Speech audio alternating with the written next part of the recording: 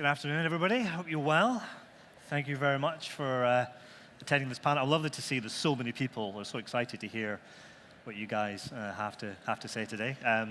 I want to thank you as the chairman of STA because you guys are sponsor, Booking.com, Airbnb, and Expedia, and we've got huge big logos behind us, so thank you ever so much. We actually couldn't do what we do without your support. I'll also apologize because I'm full of the cold. I've had the cold or I've got like hay fever, so I am drugged up to my eyeballs. So this panel could quite likely go anywhere, so I'll just apologize in advance for that as well. So anyway, I'm going to let each of you introduce yourself if that's okay. I'm going to start with yourself, Matina, if that's okay. But I'm going to ask you a question, and then if you can just talk a little bit about your role, what you do at Booking.com, and then answer the question I've got. So we're going to start, we've got a lot to go through. We're going to start a little bit with data and insight and sort of a trend reports. And each one of the panel members has a data insight report you've released relatively recently. We've got the 2026 trends report, ultra personalization from Airbnb, Gen Z Max from Booking, Humanoid Homes from Verbal. It's all very good, it's all very nice and all very sort of a glossy, which is great, and I love data, but for all the people in the audience and the 1,500 people or so that are at this sort of a conferences day today, if you've got one specific trend, one specific thing that you think will impact the bottom line in the next 12 months that people can sort of take away, what is that? How should people adapt it? And what advice would you give people in terms of maximizing it? So if you can start with yourself, Matina. That's a lot of questions. A lot of questions. You'll get to know that's me all over, so I apologize. Nice. Let me start by introducing myself, if that's okay. So I'm Matina. I work at Booking.com in our product development department. So I work in both our demand and our supply side. So I develop new products for the hosts and the travelers. And I get a lot of the feedback that you bring here and take it back to our product development teams to evolve our services and solutions for you. I'm going to go to the data point now. Yeah? Yeah. I guess importantly for me is that we, at the moment, have a tough landscape around us. So one of the things that I've taken away from looking at the data very closely lately is that we tend to forget what's really under our nose. So at the moment, there's a lot of demand domestically. There's a lot of demand intra-regionally. So before we go out far-fetched and look at all the generational data about new customers that we'll bring and where wealth is going to come to our region, I think we should just look very closely to what's really close to us and make sure we don't lose that demand. This is the most important thing, and we've seen some reports lately that a lot of hosts even here are really not optimized for the demand that we have within our region. So that's the most important thing I would like to underscore today. Perfect. Thank you for that. Jordi, same question for yourself. If you could introduce yourself. Absolutely. And maybe if I can ask you to elaborate a little bit, because I know you're relatively new to Airbnb, but you came from a really interesting organization. Absolutely. We can talk about surge pricing as well. Sounds good. So hello all. My name is Jordi Suarez. A few years later than that picture, I think thanks for the picture, I look much younger. Joined Airbnb a couple of months ago as EMEA head of supply, basically trying to making sure that you're all very successful in the platform and driving growth for the region. So thanks for having the conference. It's a great also way for me to accelerate learnings, meet many of you here. And yeah, before Airbnb, I spent 8 years at Uber, and Graham was asking me like differences, what is different, what is similar. I'd say like what is similar is like as in any marketplace, like success comes from making your partners successful, right? So it's like as a platform, we need to make sure that we listen, that we incorporate feedback, that we keep constantly improving. There's a bunch of things that we do well and a bunch of things that we need to improve. So this is kind of my first days here are kind of absorbing. I've met many of you, and my first question is that what are we doing wrong, what we can do better? So that's the same in any marketplace. I used to run Uber Eats, so like relations with restaurants and basically making sure everyone's successful in the platform. The main difference is like I come from a very local, fast-paced marketplace where supply and demand are in the same neighborhood. Here is like we're talking about global, which is absolutely exciting. but the transactions happen in a much longer period of time, so it's a little bit slower to get data, and the feedback loop is a little bit slower. But thrilled to be here. You asked about trends and what can we... Just something the audience, from one of the glossy reports can take away and action. Yeah, so I'm bringing you two. So quickly, one is Airbnb was founded on an event that happened in San Francisco in 2007. It was a design conference. And events still stay very, very relevant and very core of the Airbnb and the short-term rental value proposition. That's where cities probably want to partner most with us because they need the supply to basically host the events.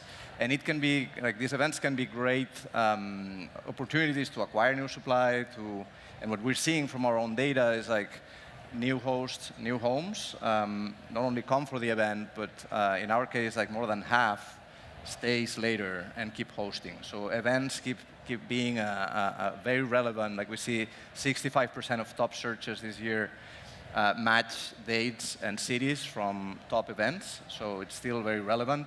So having a strategy around that, about acquisition, about revenue management. And the other one is as much as possible being flexible for a couple of important demographics. On one end, there's the millennials, which have kind of grown with us all these years, taking the first trip as a young couple, for a new city, but now they have families, and now they're taking longer trips and looking for maybe vacation rentals with longer lead times. But at the same time, there's a Gen Z coming really strong that maybe they're looking for shorter, last-minute, high-power energy trips, that we call.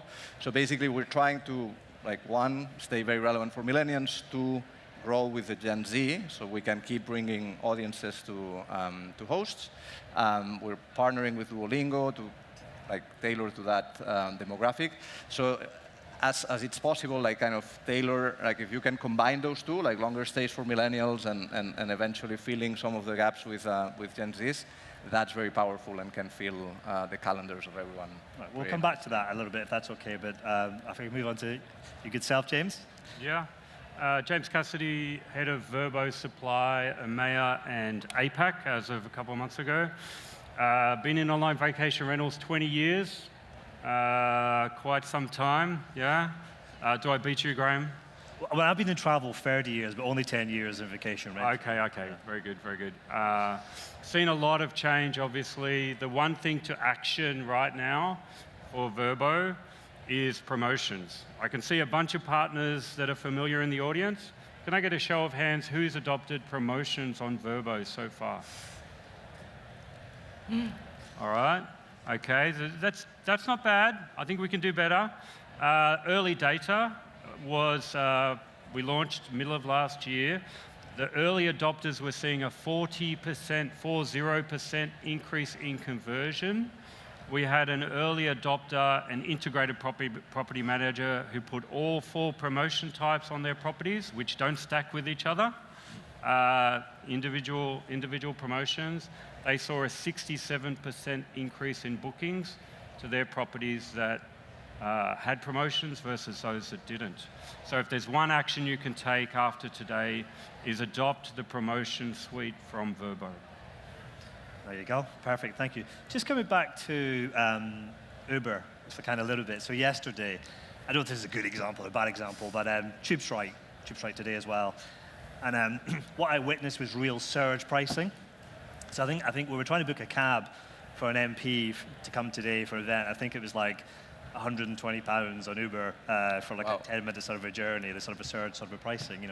I mean, that's an extreme sort of a situation, but how do you think about supply and demand? And was that the surge pricing? Was there a lot of backlash in surge pricing at sort of at Uber? And actually, that's something you think can translate for a dense Swiftie concerts into sort of a other sort of UK markets, or was it just too aggressive? Something that I mean, we're all for supply and demand, but that's extreme. £120. Yeah. So just a clarification. I spend a lot of time at Uber, but more on the delivery side of things. Okay. So I'm not an expert. It wasn't you who did surge price. Yeah, it wasn't me.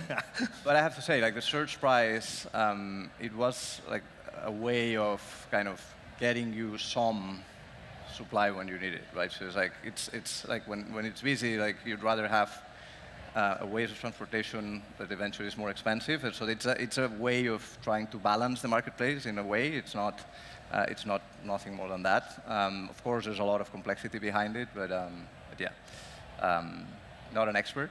But, okay. I mean, I remember during COVID, there was a point where we had all these clever algorithms that were telling us to put prices up by a huge amount because the demand was sort of there. And I think, you know, we definitely saw surge pricing in Cornwall and Devon after COVID. Absolutely. And I don't think those prices really came down either. That was the new normal. Yeah.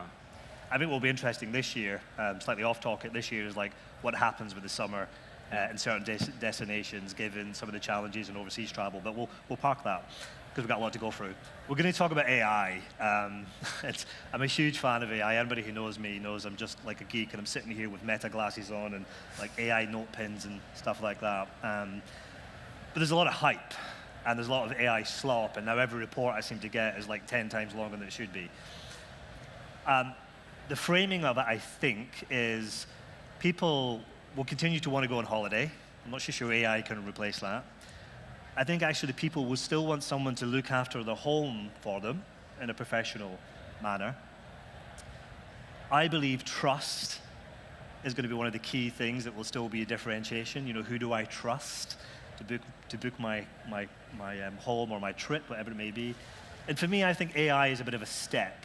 It's not a final sort of a destination. So I think those are true. So I'd be interested, as I go through the panel, whether you agree or disagree with any of that. But the big question I really have is, as search is evolving, and we're evolving away from, I believe we're evolving away from keyword-based searching into more conversational searching.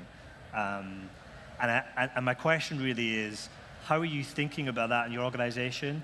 And do you think that in the future there's a slight danger that your businesses could almost be disintermediated unless actually you maintain relationships between, you know, customer, guest, AI, get more information effectively? I mean, it's a big topic, and I don't think any of us know what's going to happen in the future, so we're crystal ball gazing.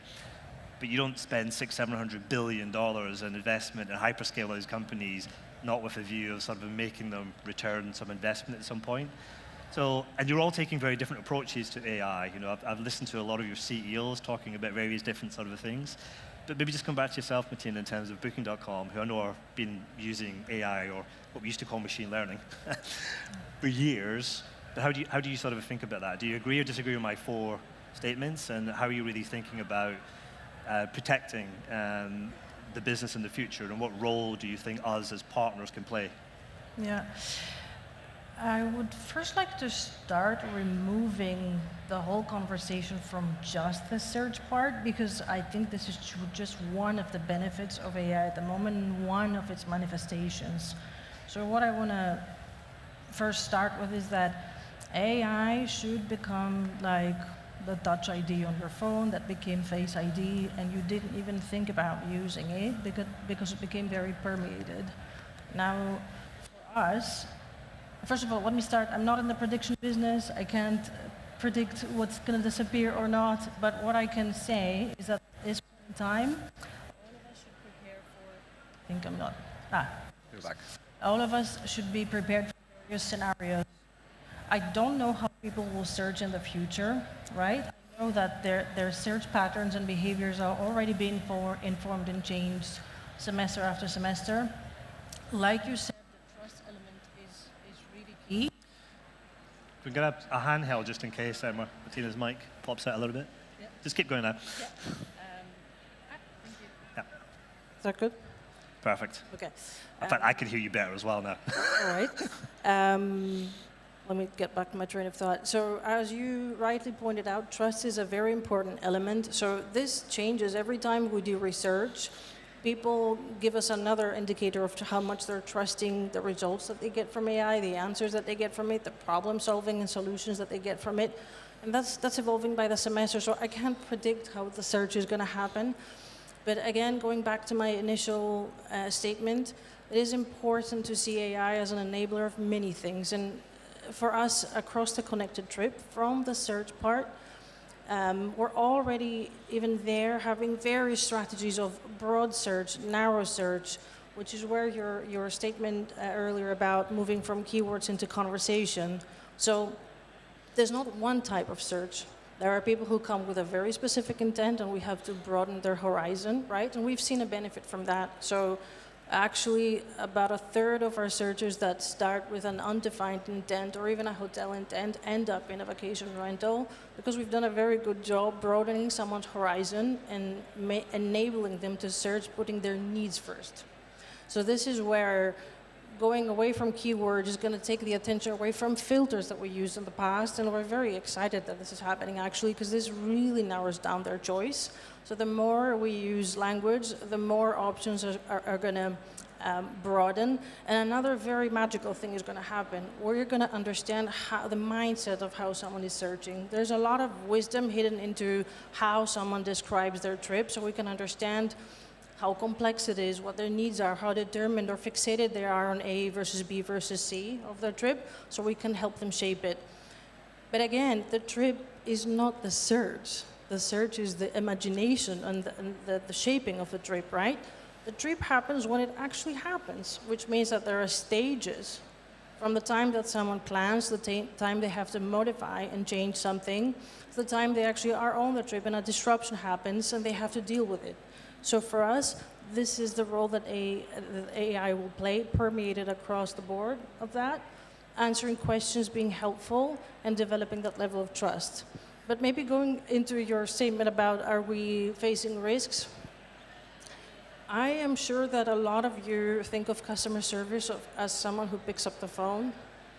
It's not that. I assume that when you were helped, someone picked up the phone, gave you options, and made them happen, which means that there's a problem solving, a choice into play, and also a payment in play. This comes with a lot of responsibility. So again, I'm not in the prediction business, but I can say that there's a lot that the AI can solve, but it comes with a lot of responsibility as well. And this is how we're taking it step by step, permeating the full journey and understanding what it unlocks and what it broadens. Perfect. Yeah. Okay, good. I appreciate the comprehensive response to that. Jordi, do you remember the question? Yeah, I do. And I was thinking that Matina is a product expert, so I'm not going to try to get... I'm sure you're living and breathing this. Exactly. So I'm not going to try to compete with that. But what I would say, like, more broadly is, like, search, definitely, right? So it's like AI will turbo boost and make search much better and allow for personalization. So it would remove the anxiety and would help the guests plan the trip much better.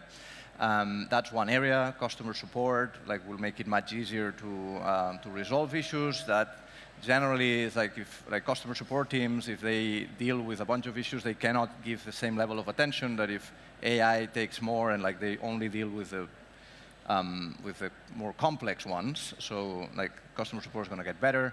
Communication between host and guest for a lot of like questions that are easy and like you can automate all that. So it's like, our view is like it's going to remove a lot of the friction and a lot of the admin, and it's going to basically allow for what's the core of the trip, which is like the connection, the human connection, the hosting, the act of hosting, the connection of the traveler, of the guest, the experience. So in general, we see that's going to be extremely positive.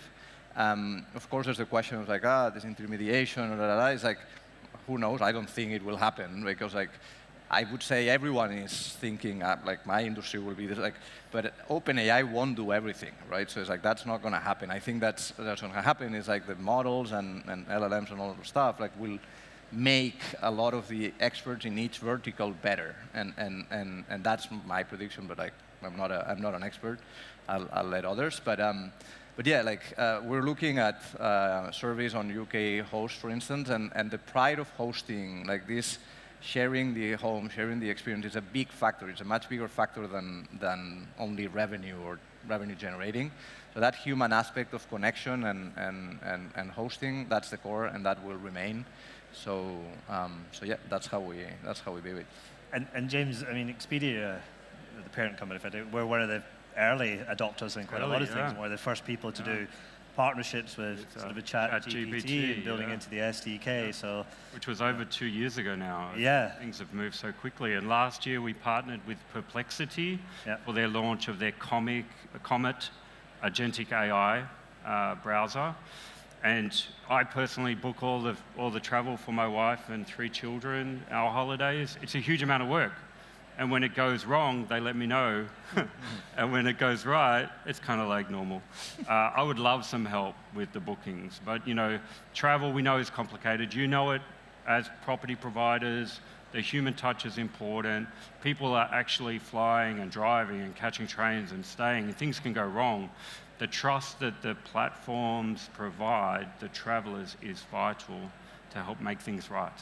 So I think it will improve the overall experience. We launched a Q&A on your property listings on Vrbo, just to ask questions about the property for travelers before they select the property. Within a couple of weeks, it had answered over 1.3 million questions from travelers to speed up the search and select process, reading through all the reviews and the content on the listing, saving the traveler time, but saving you as the owner or the property manager or the host time as well. So I think it will speed things up, but trust that the platforms provide will continue to be vital. I mean, I think your chief exec did an interview 7 days ago. I'm not sure exactly what the publication was, but I tried to count how many times she said the word trust. It was a lot to do with AI in that context. I think really anchoring down on, I guess back to my 4 points at the beginning, trust is still really important. And you know, I may trust AI to do the searching and the browsing, but when it comes to the booking and knowing that someone's going to be available at 2 o'clock in the morning when the plumbing doesn't work or whatever it may be. So yeah, I mean, Vrbo as a brand is leaning very heavily into quality and that trust piece of the stay experience, which is the most important part of the trip. Because we know things can go wrong, we've been doing this for 25 years. Things can go wrong and the travelers need help when things aren't right. And so Vrbo Care is our program to make things right for the traveler. And we're investing heavily into that program, which involves service, but also support to rebook and find new places and make it right, which is super important. Yeah, and it is very difficult to predict the future. Can I just ask a show of hands in the audience, a bit of participation? How many of you were using AI in your organization, your business a year ago? Then put your hands up if you're using AI now. I think that's more, yeah.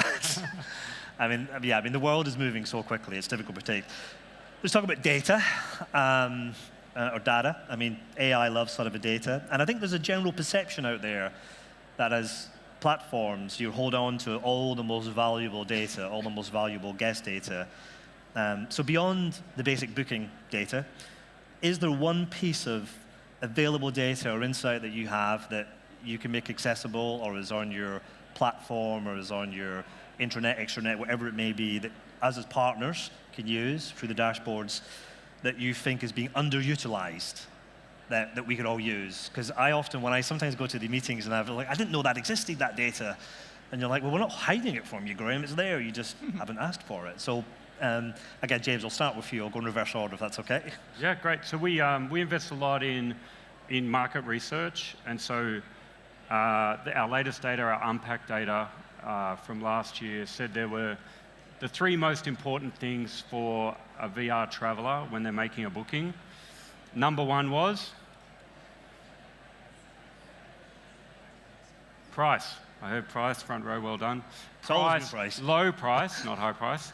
Low price, value. Value and price was number 1. Number 2 is reviews. Did you say reviews? I have my team helping. Yeah, right.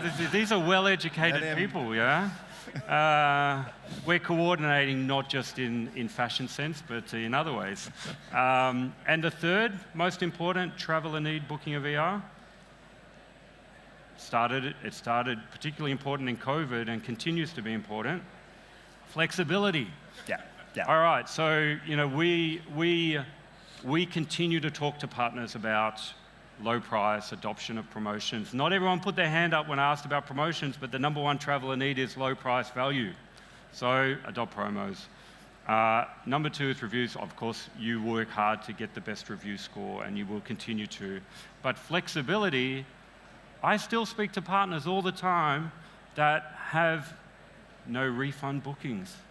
And it's just it blows my mind. So if that's some data that we should anchor to, and we can provide more data on the success of promotions. We have lots of proof points now that we launched them 3 quarters ago. We can share that data as well. But if I could just play devil's advocate on that a little bit, because what I do hear from some people I talk to is it's all very fine, but what we find is customers are doing multiple bookings.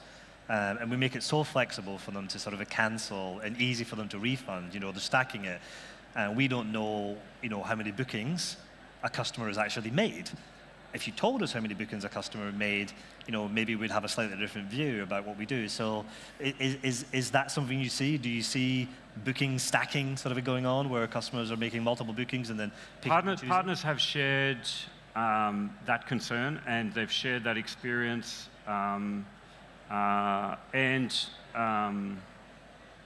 don't have the data that says travelers do multiple bookings. I actually think it's a really low incidence if that does happen. But we could look into that data, definitely. Yeah, I don't think it's a big issue. I mean, the overall cancellation rate on Vrbo is quite small anyway. Yeah. Our travelers book very far in advance, 100-day average lead time, 5-6 night average booking, and often there's like 50% pay up front as well. So most bookings on Vrbo is 50% paid up front and a high ticket price, long length of stay. I think it's hard for somebody to book multiple of those. Well, if they don't have to pay up front, maybe there's more. Let me come back to that in a second, because I think, I'll ask a follow-up question in a second just about the differences between the different platforms, because I'll give you some of my perception of what I see as a large property manager. But Jordi, same question. Yeah. Just pieces of data that we can share. Yeah, building on James, of course, promotions is important. I want to echo that as well. But the additional one is like two. One is lead times, like benchmarking your lead time, like booking lead time is important, because what we see is like while Airbnb is like a good kind of last-minute way of filling calendars or whatnot, but like more and more we're seeing that lead time increase. For instance, for summer, we saw January 18th being kind of a very peak date for bookings. So basically optimizing like the calendar for like the right lead times and playing with that can bring good results. And the other one is do your best to become guest favorites. Guest favorite really drive outsized impact and business. I think in Q4 last year, it was something like guest favorites like drove like 50% or so bookings. So it's like a very, very high number. So yeah, like once you get those reservations in, like anchoring on quality again, like on that host extra mile, like that care, and getting to that status of guest favorite is quite important. So that's my tip. Thank you. And finally, Matina, your view. Data, something that exists, that's a diamond that we can use? Yes, so a similar answer to what my predecessor gave, but I'm going to go into a bit of a concept. When you have a machine, there may be 4 things that are wrong with it, and both are small and are not visible, unless you put them together and you understand how each and one of them undercuts its performance.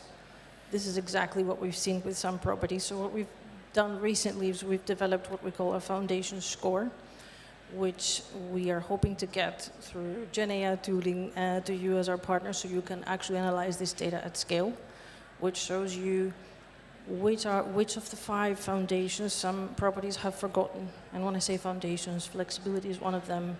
But if they have turned on their new property promotions when they've joined, if they're on payments, if their content is up to the mark, when you look at each and one of them, they may look small. When you put them together, the effect is an 8 times lower productivity.